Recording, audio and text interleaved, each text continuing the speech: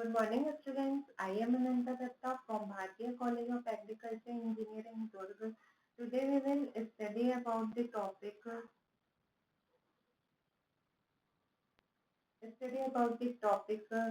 stacks of the subject computer programming and data structures of BTech Agriculture third year.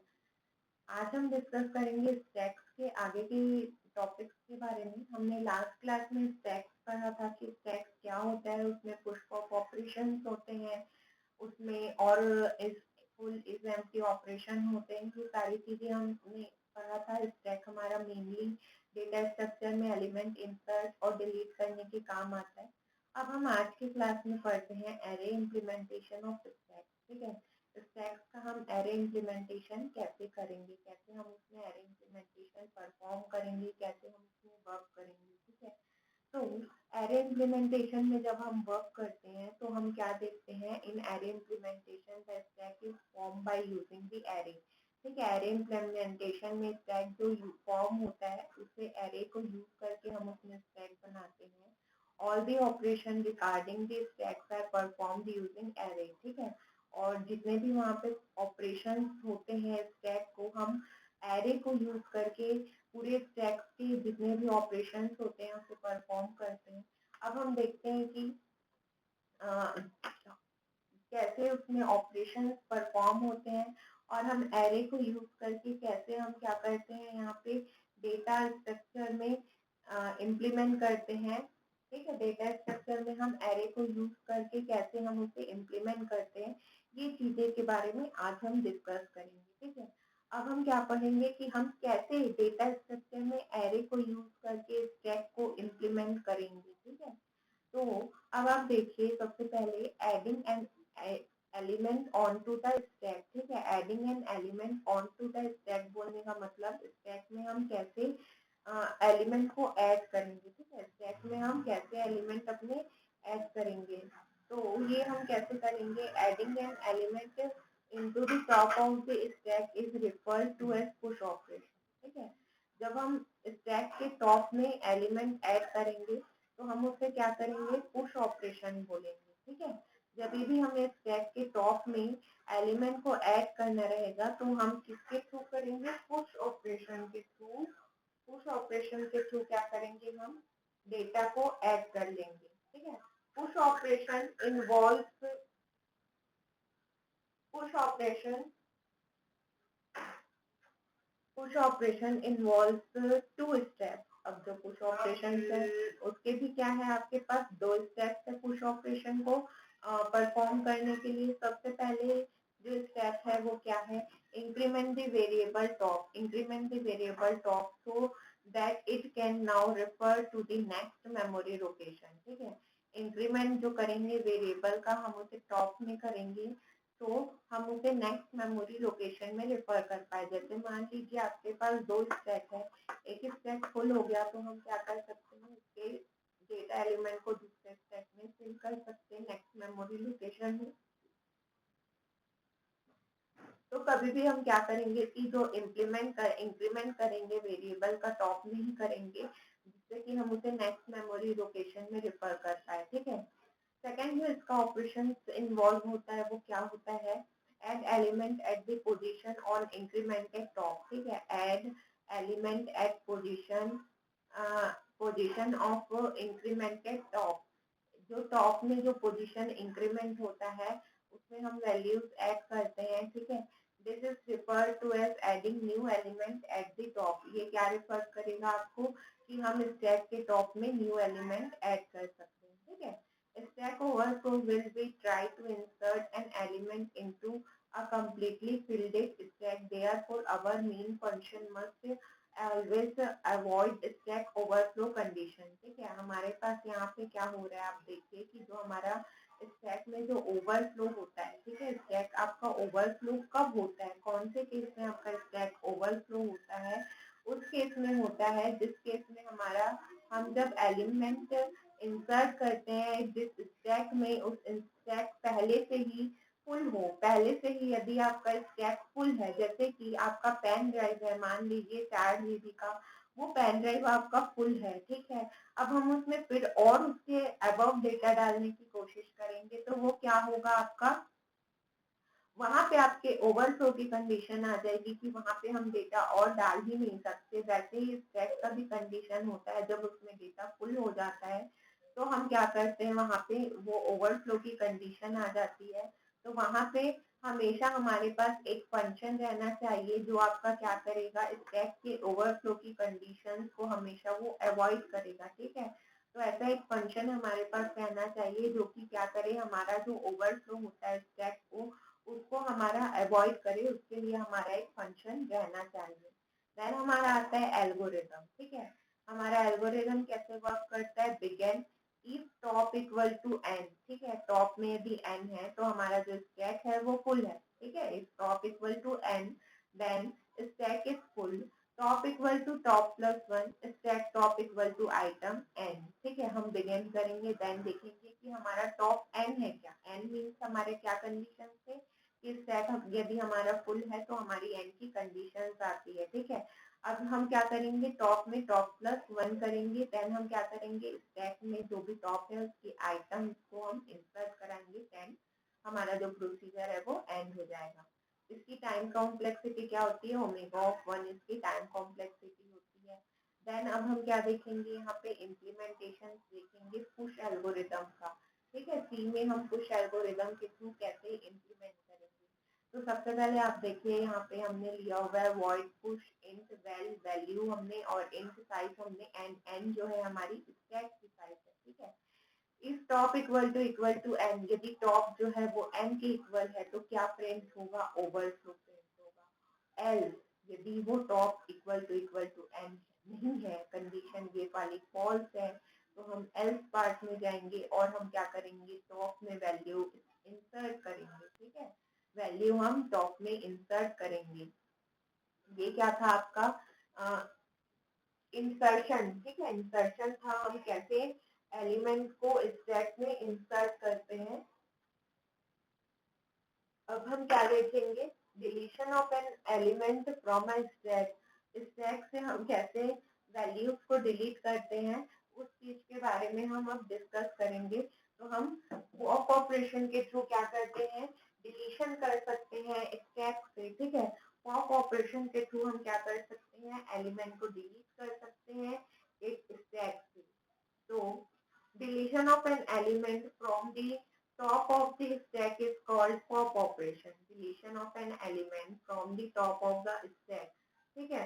एक stack के top से जब हम element को डिलीट करेंगे तो हम उसे क्या बोलेंगे, पॉप ऑपरेशन बोलेंगे, ठीक है। जब भी हमें एलिमेंट के टॉप से स्टैक को हमको डिलीट करना हो तो हम उसे क्या बोलेंगे, पॉप ऑपरेशन बोलेंगे। The value of the variable top will be incremented by 1 and an item is deleted from the stack, ठीक है। जो वैल्यू है वेरिएबल टॉप में वो इंक्रीमेंट हो जाएगी 1 से whenever an item is deleted from the stack, जब भी एक आइटम जो है वो डिलीट हो जाएगा स्टैक से, ठीक है। The topmost element of the stack is stored in another variable. जो topmost element है जो stack में stored हुआ है, वो जो top है वो decrement हो जाएगा 1 से। The operation return the deleted value that was stored in another variable as the result, ठीक है। अब यहाँ पे आपको क्या समझाना चाह रहा है कि जब भी हमें वैल्यू को डिलीट करना है स्टैक से तो हम क्या करेंगे, वहां पे हमारी जो वैल्यू है वो डिक्रीमेंट हो जाएगी 1 से, हमारा जो टॉप है वो डिक्रीमेंट हो जाएगा 1 से, और हमारी जो वैल्यू है वो डिलीट हो जाएगी, ठीक है। हमारी जो वैल्यू है वो डिलीट हो जाएगी। The underflow conditions occur when we try to delete an element from an already empty stack। देखिए जब हमारा स्टैक ओवरफ्लो हो रहा था, ओवरफ्लो किस कंडीशन में हो रहा था, जब हमारा स्टैक फुल फुल भरा हुआ था और हम उसमें क्या कर रहे थे और डेटा डालने की कोशिश कर रहे थे, तब हमारा जो स्टैक है वो ओवरफ्लो के कंडीशन में आ रहा था। स्टैक अंडरफ्लो के कंडीशन में कब जाएगा, ये भी आप देखिए कि स्टैक अंडरफ्लो के कंडीशन में तब जाएगा जब आपका क्या होगा, वहां पे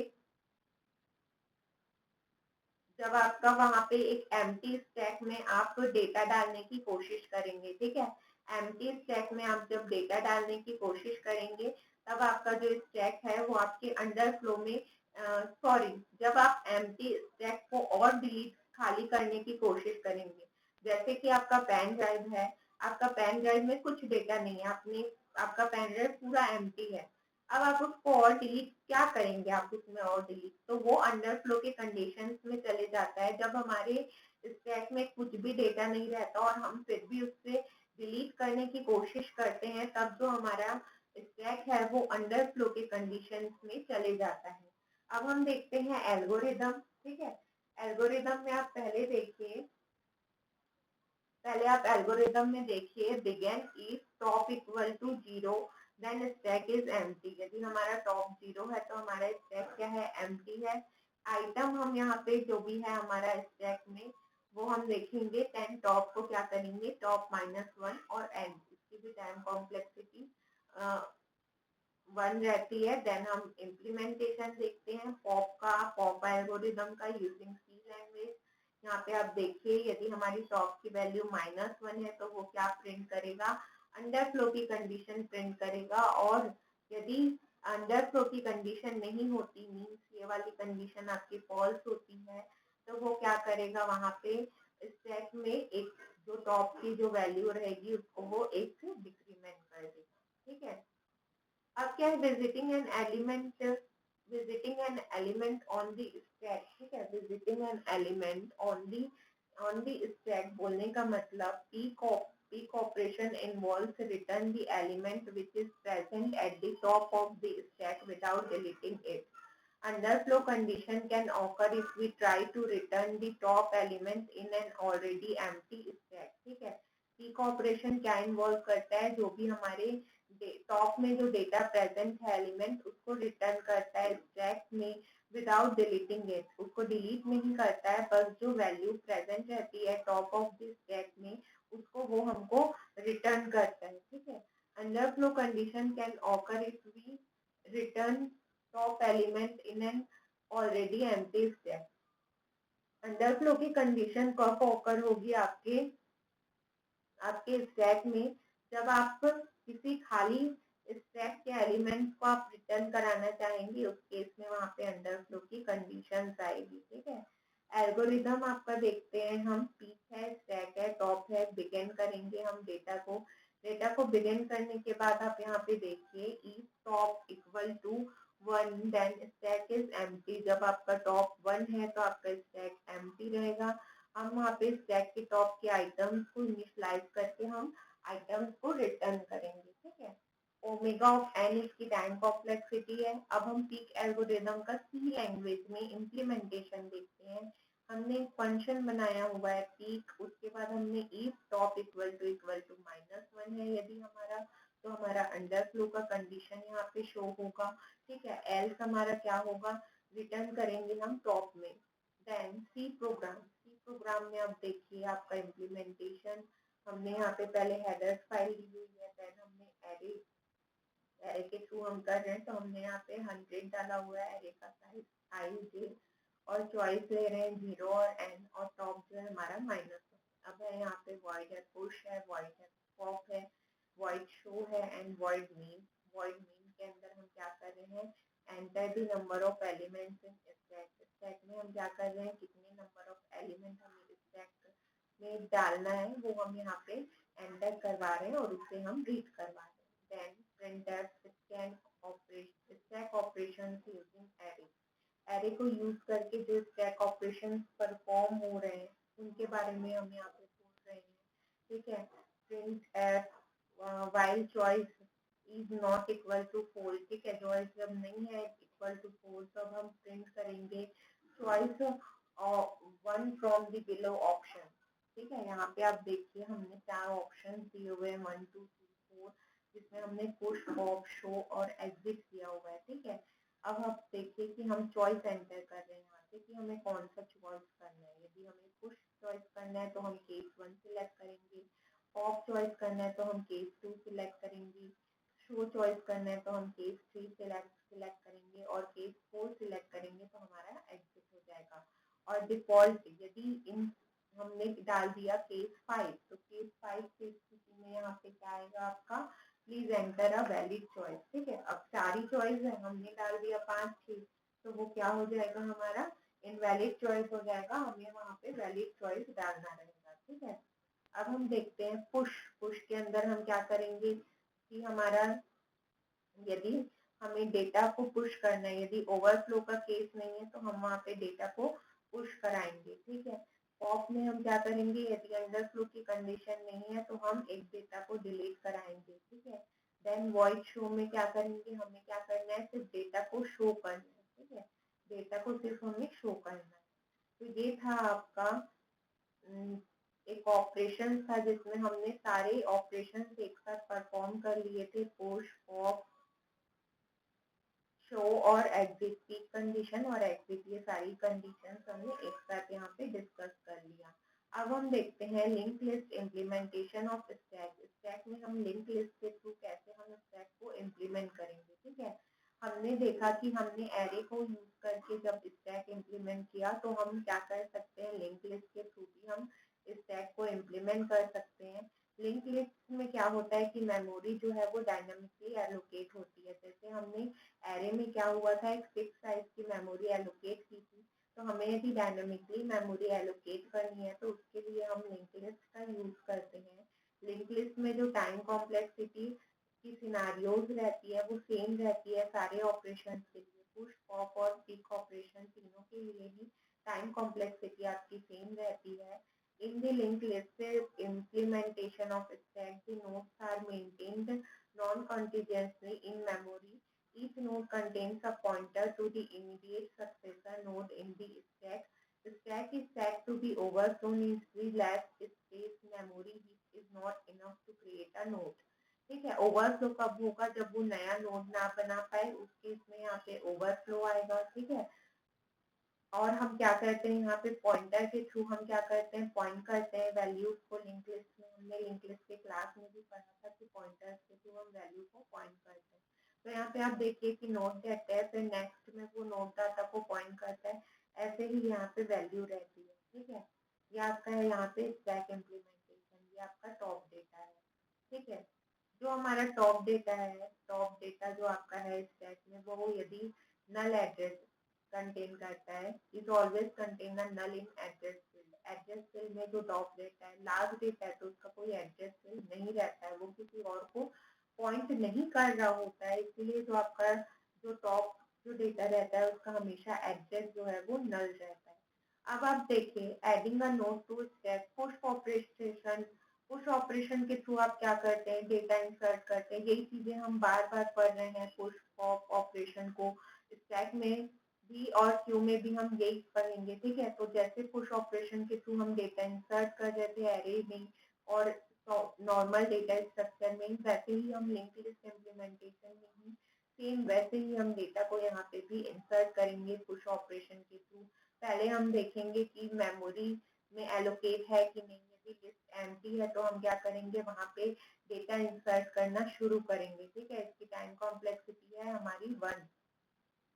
देखिए यहाँ पे हम क्या करेंगे, वही पुश ऑपरेशन के थ्रू डेटा इंसर्ट कराएंगे। ठीक है, डेटा इंसर्ट कराएंगे हम यहाँ से।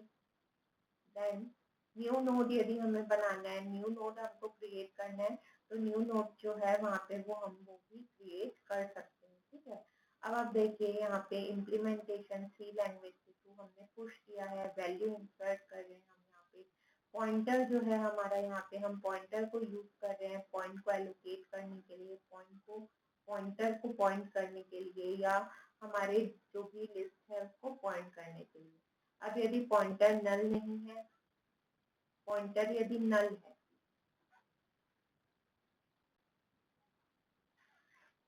ठीक है, पॉइंटर यदि एल्स हमारा क्या होगा, हम यहाँ पे वैल्यू एंटर कर लेंगे। ठीक है, यदि हमें स्टैक में पुश ऑपरेशन परफॉर्म करना है, तो यदि हमारा स्टैक फुल है तो वहाँ पे क्या होगा, यहाँ पे फुल आएगा आपका। यदि हमारा पॉइंटर फुल है तो हमारा क्या होगा, क्योंकि हम वहाँ पे नया एलिमेंट इंसर्ट नहीं कर पाएंगे, और यदि ये कंडीशन फॉल्स हुई तो हम एल्स में जाके क्या करेंगे, वैल्यू हम वहाँ पे इंसर्ट करा लेंगे। ठीक है, और then item is pushed. Then आता है डिलीशन ऑफ पॉप ऑपरेशन के थ्रू हम क्या कर सकते हैं, डेटा डिलीट कर सकते हैं। सेम चीज है, पॉप ऑपरेशन में क्या होती है, हमारी अंडरफ्लो की कंडीशन आती है और पुश ऑपरेशन में आपकी ओवरफ्लो की कंडीशन आती है। ठीक है, तो पॉप यदि डेटा एम्प्टी है और हम उसे और खाली करना चाह रहे हैं तो अंडरफ्लो की कंडीशन आ जाएगी। तो हमें क्या चेक करना पड़ेगा कि हमारा अंडरफ्लो के कंडीशंस में तो नहीं है। ठीक है, उसके बाद हमारे हेड के पॉइंटर्स को हमें एडजस्ट करना पड़ेगा। ठीक है, देन उसकी time complexity omega of n है। देन उसका सी में इम्प्लीमेंटेशन, यदि हमारा हेड नल है तो अंडरफ्लो की कंडीशन आएगी, और यदि हेड नल नहीं है तो हम क्या करेंगे कि आइटम को डिलीट कर देंगे। ठीक है, देन हमारा आता है डिस्प्ले दी नोट्स। यदि हमें नोट्स देखना है तो हम वहाँ पे सीक ऑपरेशन कर रहे थे, यहाँ पे ट्रेवर्स। ठीक है, यहाँ पे हम ट्रेवर्स के थ्रू क्या कर रहे हैं कि हमारा जो डेटा है हम उसे सीन कर सकते हैं, डिस्प्ले करना है यदि डेटा को, तो हम एरे में हम पीक का यूज कर रहे थे, यहाँ पे हम ट्रैवर्सिंग का यूज करेंगे। इसके थ्रू हम क्या है कि हम डेटा को, जो भी डेटा है हम उसे प्रिंट करा सकते हैं। यदि हमारा स्टैक एम्प्टी नहीं है, उसमें डेटा है, तो हम डेटा को वहाँ पे प्रिंट करा सकते हैं। ठीक है, फिर ये एक इम्प्लीमेंटेशन है। लिंक लिस्ट के थ्रू हम कैसे स्टैक में इम्प्लीमेंट करते हैं, तो वो सेम आपके पास चार चॉइस आप लेंगे। चार चॉइस के थ्रू हम क्या करेंगे, वहाँ पे चारों चॉइस को हम यहाँ पे देखिए, जैसे कि फर्स्ट है तो हम पुश कर रहे हैं, सेकंड है तो हम पॉप करेंगे, केस 3 यदि हम चूज करेंगे तो डेटा डिस्प्ले करेंगे, केस 4 चूज करेंगे तो हम क्या कर देंगे, एग्जिट कर देंगे। ठीक है, तो इस केस में क्या होगा आपके पास, देखिए कि हमारा क्या है यहाँ पे एंटर वैलिड चॉइस। ठीक है, वैलिड चॉइस एंटर करनी, then void push, then int value, value को हम इन प्रिंट करवाएंगे। ठीक है, तो ये इसके बाद हम यहाँ पे पुश कर सकते हैं, पॉप कर सकते हैं, आइटम को डिस्प्ले कर सकते हैं और एग्जिट कर सकते हैं। तो ये हमारा था स्टैक। हमने यहाँ स्टैक डिटेल्स में पढ़ लिया है। अब हम नेक्स्ट क्लास में जो हमारा लास्ट टॉपिक है क्यू, उसके बारे में डिस्कस करेंगे। I hope you will understand.